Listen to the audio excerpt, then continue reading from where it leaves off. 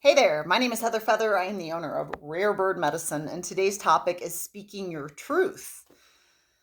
There are many reasons, I think, in the modern age that a lot of people do not speak their truth. And a common one is fear of judgment, fear of attack, fear of conflict. Um, if you are a more peaceable person, I do not like conflict. I could never fight with a human again for the rest of my life, and I would just take 1,000 knees to all of divinity because I have no interest in fighting. Like, what are we fighting about? What are we fighting about anyhow, humanity? Like, I have no interest in being in conflict. And the problem is that when our truths don't match, often two-leggeds are like, well, I don't know how to have our truths not match. We act as if we should all agree all the time. And it doesn't make that's like asking all of the gardens of the entire earth to only be made of one flower.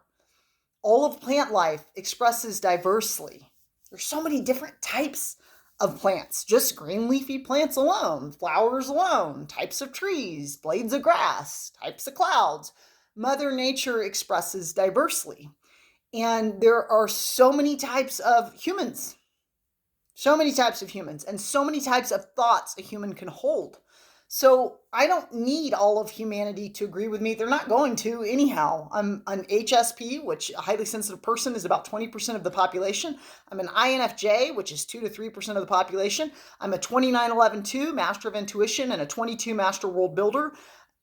Not everyone is going to hold that numerology matrix. It's every personality test that I take is like, even the Akashic Records is like, this is a very unique matrix.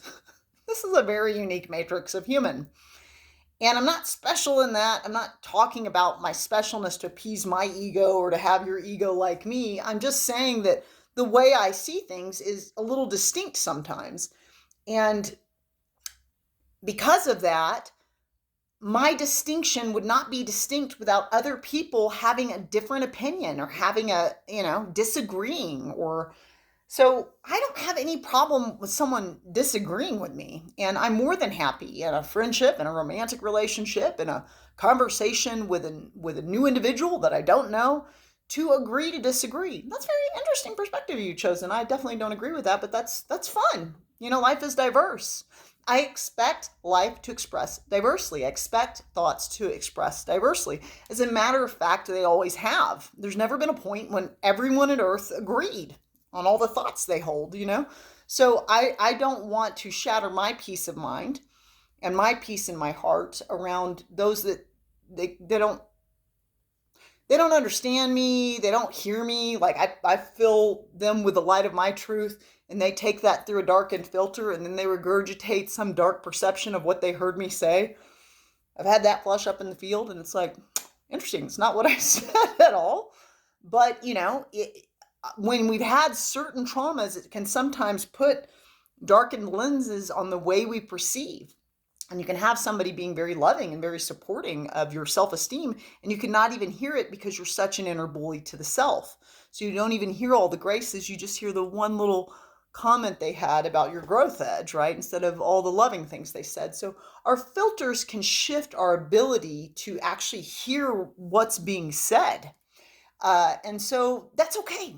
That's okay. We've all had our difficult times down here, and it does affect perception. It does affect the way we perceive our world. So no worries.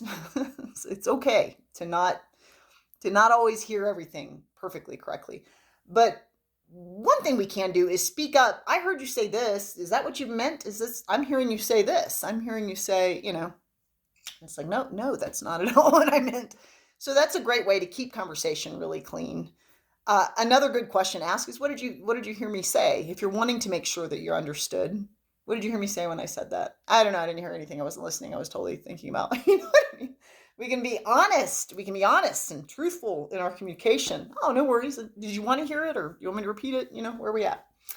So we can check in. We can ask. We can ask questions. We can ask questions. We can work to get clear.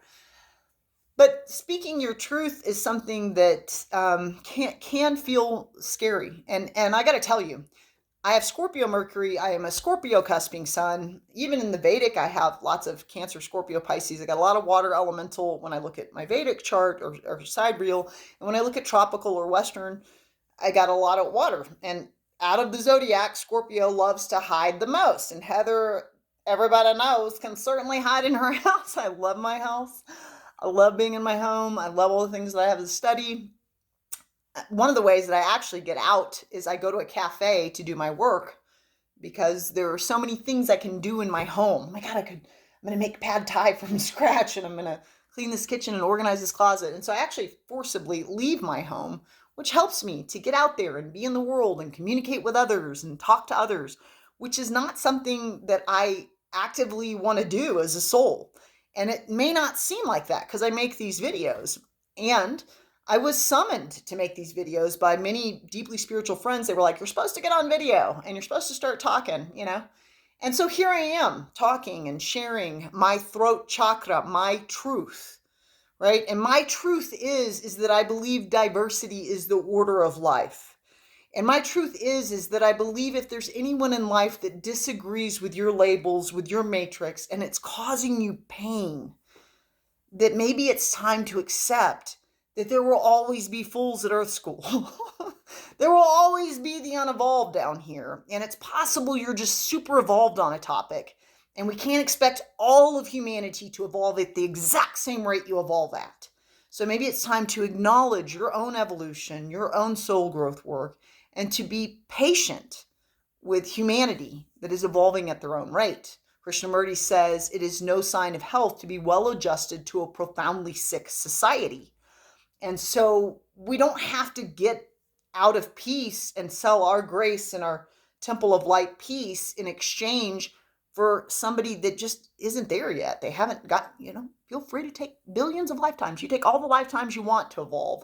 I'm not going to demand that other people evolve as quickly as I evolve on the topics I'm evolved on. Instead, I'm going to focus on my star player and do my evolution work on where I need to evolve. And today I was thinking about my evolution work around communication. Communication is the number one issue I find in any business. It's the number one issue I find in any friendship. It's the number one issue I find in any romantic relationship. We tend to fill in the blanks. They did this, that means that. They did this, that means that. That's frustrating, because a lot of people will like, oh, well, Heather never calls me, and it's like, okay. You can't expect, if you're waiting and expecting to know that you are loved based on someone else's behavior matching what you would do, you might find lack of peace often, right? I've struggled with depression in the past. Am I calling people when I'm depressed? No. And having my friends or family members demand that I give them attention when I want to withdraw because I don't want to pour my waters into other people's cups when I'm trying to balance my waters myself. I don't want to tell you about how awful I feel. I want to be self-correcting, self-coaching, self-aligning, And so I want to be a steward of myself. We can't expect me to give you communication and attention when I'm out of balance myself. So another challenge that we have is that we often expect people to respond to life, respond to communication the way we would. So I'm just asking today, are there any ways you need to acknowledge your own evolution, your own growth, your own grace? Are there any ways you need to surrender the pressure you're putting on others to be as evolved as you are? Trust. Heather Feather has met a lot of unevolved individuals on a wide variety of topics and has been privy to a lot of unevolved conversations. And I'm a huge agreeer in don't cast your pearls before swine. Why would I give you wisdom that's going to literally just become, you're going to gobble it up and it's going to become your feces. You're not even going to know the light of wisdom I've given you because you're too busy being rooted in the filth of your own lower vibration perspective. Like, I'm not going to waste my time doing that. I just go, we can agree to disagree. I've got somewhere to be. Thank you. You know what I mean? I don't have to engage paradigms that don't uplift me, that don't enlighten me, that don't evolve me. It's like, this is not, this isn't the garden Heather needs to be in. I didn't realize I got into the waste and sewage garden. Let me go get to the garden that has blooming flowers and where seeds are being planted that bear fruit. You know what I mean? So there are ways in which we can just accept that there have always been unevolved people at Earth School. So one of the ways we can heal our throat chakra is we can give ourselves the freedom to open it up, Vishuddha, to give ourselves freedom of expression, freedom of what we want to say, what we came to teach, what we came to offer. My understanding that it's not necessarily going to be well received by everybody. I did not want to get on video. I've expressed this before. I've had trauma around video. There's lots of people can be like, she's such a narcissist. People make up all kinds of stories, and I know that. And so it's just like, it doesn't matter what my opinion is. But I had this real divine guidance from many of my divine, awesome, super deeply spiritual friends to do this. Because I do have a distinct personality, right, Matrix? I do have distinct ways that I look at things. And if I can be a benefit to one person in any of the videos I make, I have achieved my aim, which is to serve one. Because I've had many that in a darkened hour or confused hour or an unclear hour, their wisdom has served me. And so I continue to do this thing. So are there any ways today that you're not speaking your truth? Is there anyone that you need to go to or that it would serve you? Needs a tricky word for me. I don't really align with, you don't need anything. You're going to die anyhow. But is there any way that you could go communicate with someone and it would liberate you? It would literally free you. I'm tired of seeing spikes in everyone's throat chakra when I do medical, intuitive, psychic surgery, Kundalini healings.